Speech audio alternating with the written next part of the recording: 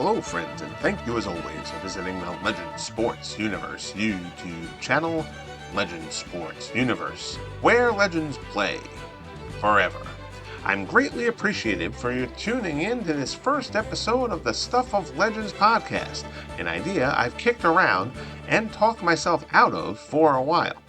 But this feels like the right time, and I built a concept I'm excited about, which obviously can evolve as this goes on. This is the first of 3 broadcasts this weekend. Each podcast for now will run roughly 30 minutes, but I'm dropping 3 this opening weekend, hoping they will, in their entirety, convey what I want this podcast to be. Not just my Legend Sports universe, but sports history, great players and stories, and how this hobby, not just my version of this hobby, but the complete sports simulations hobby, weaves reality and fantasy, history and alterations to history. It's about the stories we've loved and the stories we've created, and the ones from both that perhaps we've forgotten, and this can maybe bring back to mind, even for a moment. And how we all get there. And this isn't just for console projects or just PC projects. The nature of how I do projects necessitates those things, but I have no negative thoughts towards cards and dice games. I cut my teeth on status pro baseball, football strategy, title bout, and pursue the pennant once I outgrew status pro baseball. Nothing I've created, and certainly nothing I'm doing now, happens without those games and their progeny. And just because I cover sports history, current sports are history. So if you just do the latest games and the latest seasons, you're welcome too. Because to me, music is the only thing that trumps sports in terms of weaving threads among people. That's special. And embracing that is really the goal of what I'm trying to achieve through this. So if you've tuned into this point, I have a request. Give these first 3 broadcasts a listen, live or at your leisure over the next week. While this debut broadcast admittedly has a bit of a housekeeping feel out of necessity, the next 2 nights will see a deep dive into the history, the stories, stats, and analysis, and the drama in real life that I plan on incorporating regularly in these broadcasts. And hopefully, I'll earn your return visits from there. So, a quick rundown of why this is the right time for me to do this. A little more than a month ago, I discussed on the channel my struggle to balance the Legend Sports Universe concept with what was actually feasible for me to achieve. If you've been following the LSU, you know what I'll discuss these next couple of minutes, so bear with me. But if you're new here, first and most importantly, thanks for tuning in and giving me some of your time. The Legend Sports universe is rooted in my passion for sports, roster and project creation, and sports history. The LSU builds off the franchise stars concept of each franchise's greats facing each other. But those projects tend to be one offs, or at the most, single season ventures. The LSU is designed as a much deeper dive. Each franchise has a master pool of its best players, 100 per franchise for baseball, 130 for football, 50 for basketball and hockey, and all major belt champions in a weight class for boxing. From there, a random generator picked a year 1 roster, 40 for baseball, 50 for football, etc. The remaining players will then enter the LSU in subsequent rookie drafts. So what results is a career mode project with rookie drafts, trades, free agency, etc. It's not just a one off, but a living, breathing entity within which storylines and a reimagined and re experienced history develop. I rate all players through systems I've developed, which will be discussed in depth at times in these podcasts. And then I broadcast the games, calling them as close to professionally as I can, to try and bring this universe to life. That's the short version, and all you really need for now. The point is, I believe that concept is what draws the people who follow the LSU to my projects, which is why recognizing a hard truth has made me have to adjust things.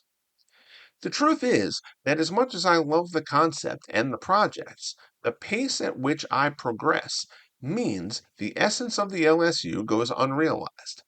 I've essentially restricted my own concept's progress. Sure, baseball's in year 5, but football is just wrapping up year 2. Basketball is just starting year 2, and hockey begins in the next month.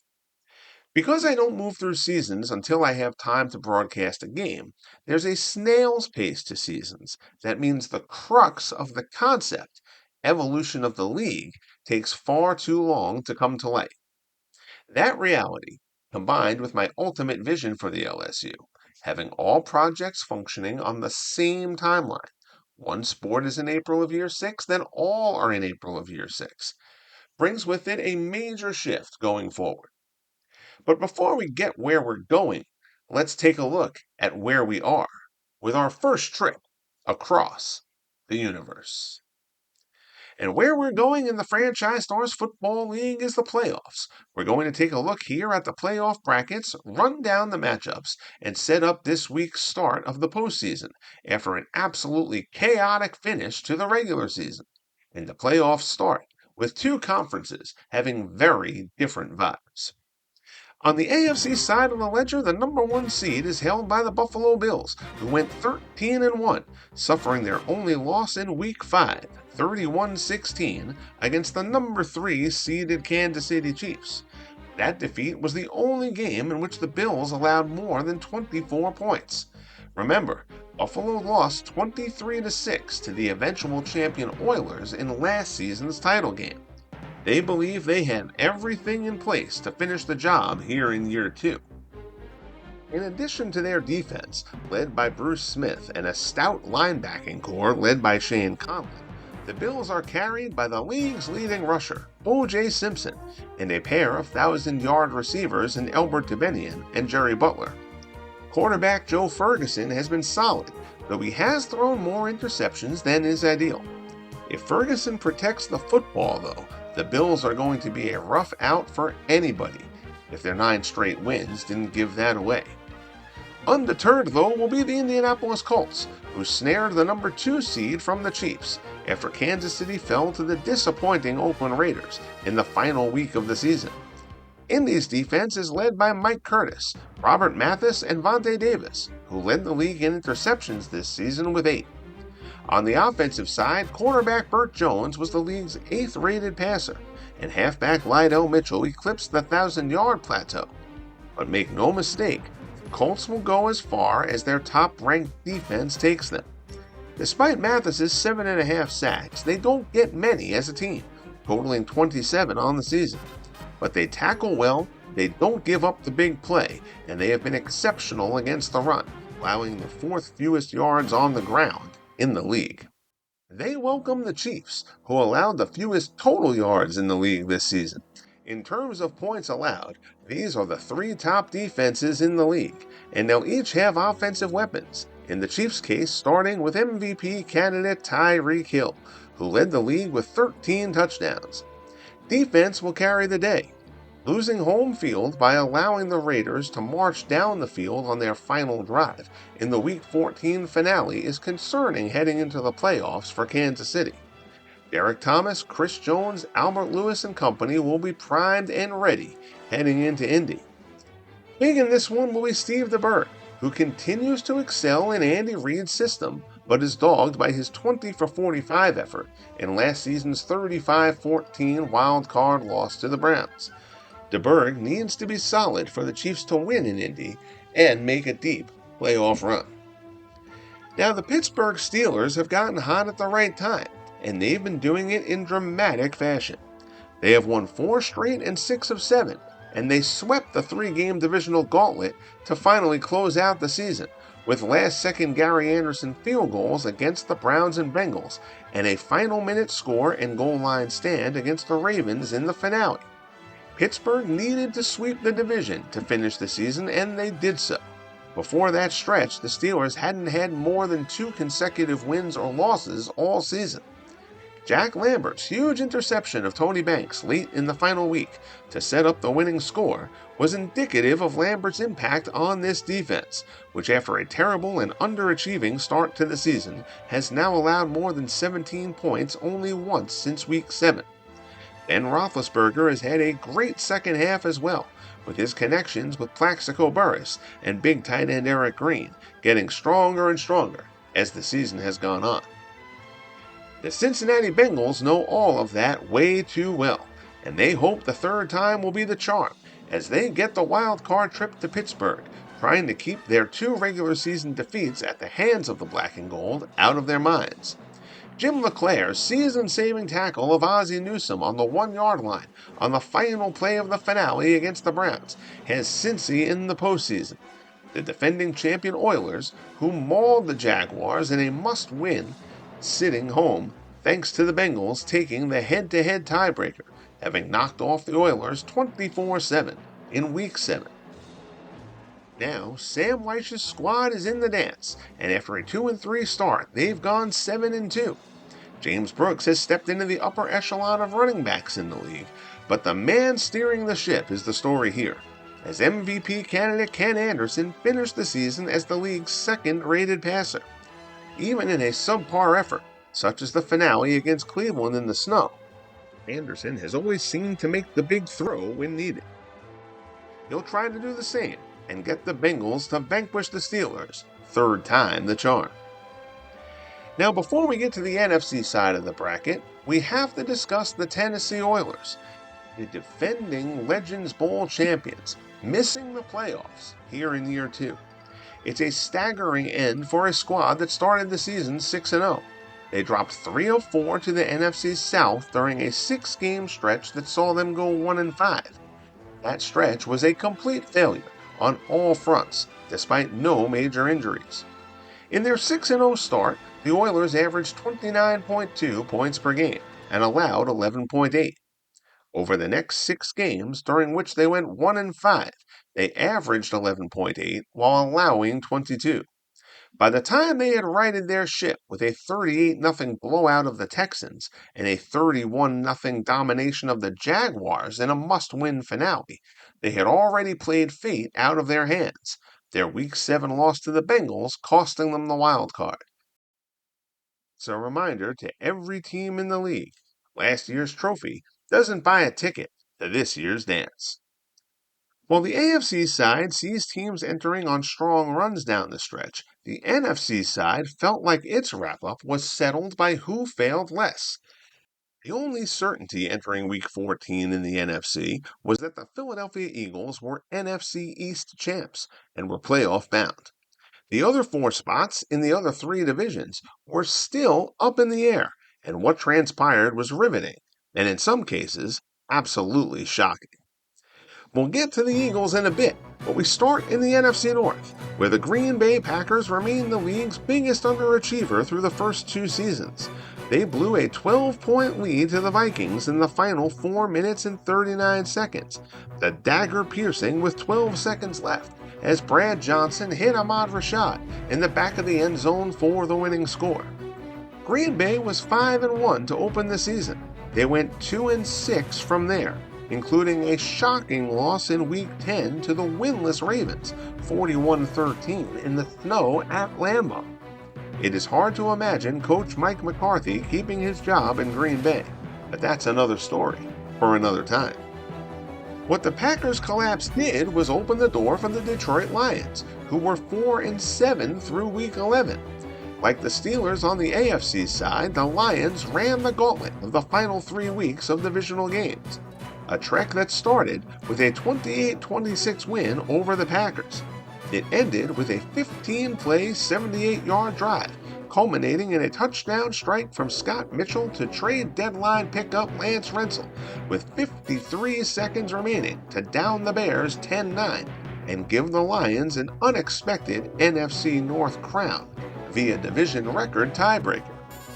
Detroit is wildly inconsistent, as the 7-7 record would indicate. The division title, however, gets them a home game in the wild card round, and Ford Field will be in a frenzy. The secondary duo of Night Train Lane and Lem Barney will be looking to force a key turnover, and the hope is that Scott Mitchell can avoid the big turnover on his end to give the Lions a shot, the ultimate Cinderella story. The Lions will host the Atlanta Falcons, who were forced into the winner moves on, loser goes home finale against the rival Carolina Panthers in the late game of Week 14.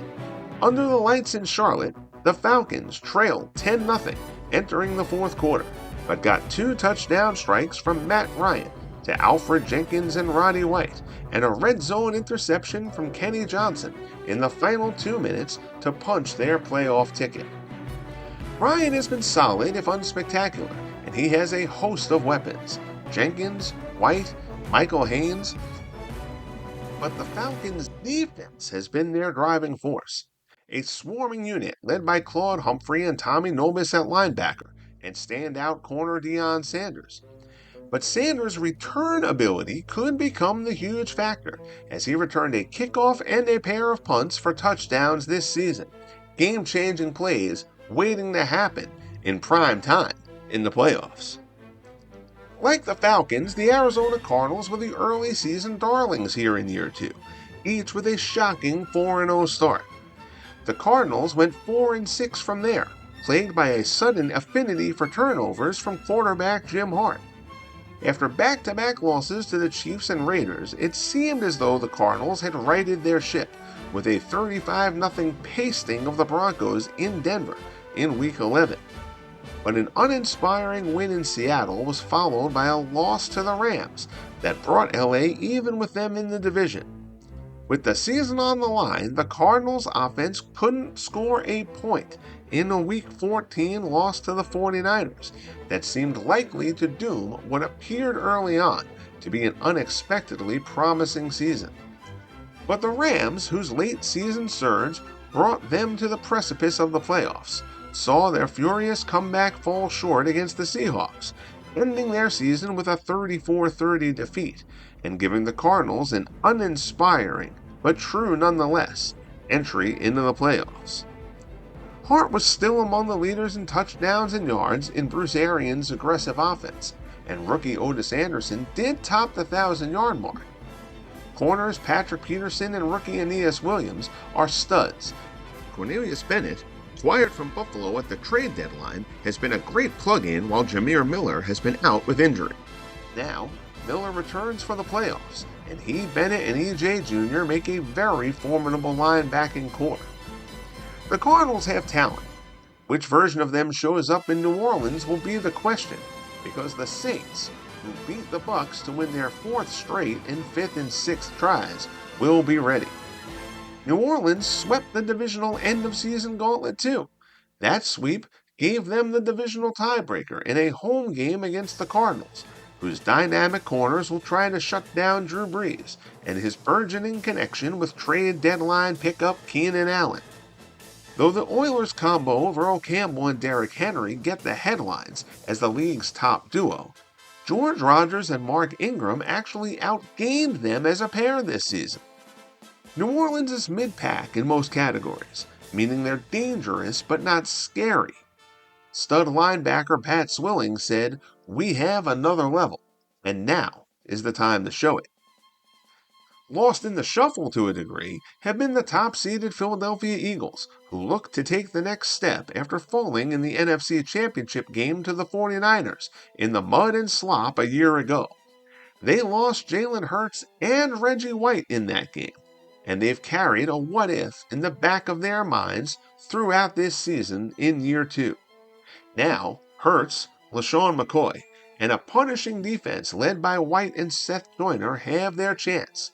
An emphatic home field clinching 37-16 win over the hated Cowboys in Dallas in the season finale served notice that the NFC road to Legends Bowl 2 goes through Philadelphia. I would be remiss if I didn't discuss the 49ers a bit here, as the defending NFC champs saw their season collapse in much the same way as the Oilers did. While the NFC South handed the Oilers 3 losses in 4 weeks, it was the AFC West that dealt that blow to the Niners. San Francisco, like Tennessee, suffered no major injuries, but the offensive juggernaut from year 1 disappeared, sans a pair of 52-point outbursts against the Seahawks. The Niners broke 20 points once in the final 9 weeks, the second of those blowouts against Seattle in Week 13. The disappointment featured no singular failure, no down season by any one player, but the big plays in big spots and the late game snowballing of the offense that was their hallmark in year one just never came. Little is certain as we head into the playoffs, except one thing: the LSU will have a new champion. So you may have noticed that franchise stars disappeared from the name there in that wrap up, and that's because franchise stars is disappearing. The next regular segment we'll touch on here today is called Shop Talk, and it is usually going to be me talking about ratings, formulas, things that I've observed within games within our hobby, or things that help me build my projects and may well be useful for yours as well. But this first Shop Talk is about my decision to rebrand the projects within the Legend Sports universe. The franchise star's name is being dropped. The projects aren't changing, but the franchise star's name somewhat misrepresents what my projects are. The concept evolved from my original contemplation, and I just never adjusted the name. I do a much deeper dive into players and history than I originally considered, and the larger master pool concept at the heart of the LSU generates a problem. Consider this situation. The Kansas City Royals in the hereto named Franchise Stars Baseball League have gone through Joe Foy, Mike Moustakas, Paul Shaw, Emmanuel Rivera, and Kevin Seitzer at third base. It started with Foy. They've drafted a new third baseman every year, but George Brett's number has never come up. Now, conceptually, I love that Brett and so many stars are still out there and enter at a different time. I haven't wavered in my project conceptually, but if I'm a viewer and I see Franchise Stars Baseball League in the title, and the Royals are starting Joe Foy at third base, and the Cubs are playing Darwin Barney at second base, I'm wondering where George Brett and Ryan Sandberg are, and I'm tuning out before ever giving it a chance. This guy thinks Darwin Barney is the best second baseman in Cubs history? Click. And truly, I get that to a degree. Therefore, going forward, all projects within the Legend Sports universe will operate using the Legend Sports universe name: Legend Sports Universe Baseball League, Football League, Hockey League, and Basketball Association. Boxing will retain the Legend Sports Universe Boxing Federation name because there are no franchises in boxing. In short, Legend Sports Universe makes a promise about the depth and quality of my system, whereas Franchise Stars makes a promise about player quality when my system by design brings with it no guarantee of a star-studded roster at any particular time, even though all the stars will eventually enter the league. This project is bigger than just the stars. It's about full pools, the unsung heroes that make sports so fascinating, the waiting for the next big thing, the chase of the right mix of players at the right time, and with that, the belief that the right mix of players at the right time can bring your team a championship. It's the very essence of sports and why we love them. That moves me along to the under construction segment, which will be an occasional part of these podcasts, and that will be about things that are in development, changes going on, etc.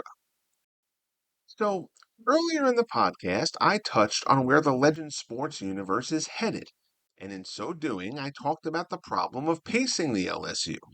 I also mentioned my ultimate goal, which is running the entire Legend Sports universe on a single, unified timeline to make it a fully cohesive project, or world, if you will. And so we're going to accelerate the paces of everything in the Legend Sports universe, except baseball, since it's the farthest along time wise, in an effort to bring that to fruition. I will continue to broadcast an American League and National League game of the week for each week on the game schedule, as well as every baseball playoff game as I have done from the beginning, and at least through the rest of year 5. For football, I will complete the Year 2 playoffs, handle the offseason, and then stream one game per week of each season until the last 2 weeks, before shifting to a few added games with playoff implications, before again broadcasting every postseason game. For basketball and hockey, once it begins, those seasons will be quick simmed till the playoffs, from which point I will broadcast every potential clinching game until the finals, and then broadcast every game. For boxing, I will continue to broadcast every semifinal and championship bout in the ongoing initial championship tournaments. But after that, once it's on a more regular month to month schedule, I'll broadcast only title fights, with possible exceptions for what would be considered mega fights. While I want to accelerate paces, I don't want to blow through meaningful games. I don't think many will miss a mid November basketball game, for example. But to not show a Celtics Sixers Game 7 conference finals matchup would feel pointless to me. Stories are born in the playoffs. Those need to be a staple even during the acceleration period. I am not setting a timeline on anything to merge together into the same timeline. I want to accelerate the journey. I don't want to lose the journey. And setting a target sets me up for a risk of feeling a need to speed past the scenery to reach the destination by a fabricated deadline. And that's the last thing I want. So, in the interim, the podcast will incorporate season recaps, highlights, stats, and storylines because I still maintain that the stories are even more vital to this hobby than the stats. I'll be using shorts on YouTube for more moments. The biggest moments will still be streamed fully, and I'll still be calling games. I love broadcasting the games and couldn't give it up at this point, even if I wanted to. And in the course of the journey, the podcast will weave together my world and the real one, because at its best, that's what this sports gaming hobby does. And I hope you'll stay with me on the journey, hop on board, and enjoy the ride. Now, before I wrap up this debut episode, today I realized, as I said in the intro, it was heavy on housekeeping. I debuted a few regular segments, discussed the rebrand, and the eventual unified timeline. It was necessary to set the stage for what Stuff of Legends is going to be going forward. This podcast isn't just about what goes on within the Legend Sports Universe projects. It's about the intersection of simulation and reality. We touched on some of that with the football playoffs, and throughout breaking out some vintage highlights, which will be a staple of the podcast along the way. So if you love the history, the comparisons, and the what ifs, stick around, because with the housekeeping done, we go full steam ahead toward building the stuff of legends. On the next episode, the debut of my Drama in Real Life segment, which die-hard gamers will relate to all too well. We will explore an occurrence within the Legend Sports universe and its ties to a similar situation within the real life world of sports. In the first installment, we'll explore the great Lefty Grove, who put up a remarkable 26-2 season in year 4 of the Legend Sports Universe Baseball League for the 113-win Oakland A's, only to get beat twice by the eventual champion Red Sox in the postseason. Grove struggling in the playoffs drew many viewers' comparisons to Clayton Kershaw of the Dodgers, whose postseason failures have dogged him for his entire career. We'll take a look at an even closer comparison to Grove's LSU playoff disaster. Then, in the Shop Talk segment, I'll discuss my general disdain for overall ratings and how they not only frequently aren't calculated well, but how they also pose a dangerous pitfall for those developing player ratings.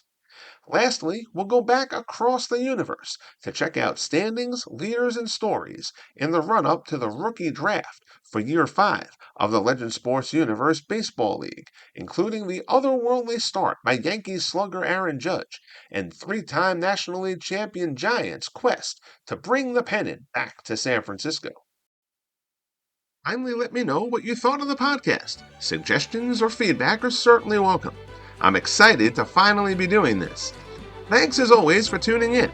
Bang that like button if you haven't, subscribe if you haven't as of yet, and most importantly, be good to each other. And we'll talk soon. See you tomorrow at 10 p.m. Eastern for the next episode of Stuff of Legends.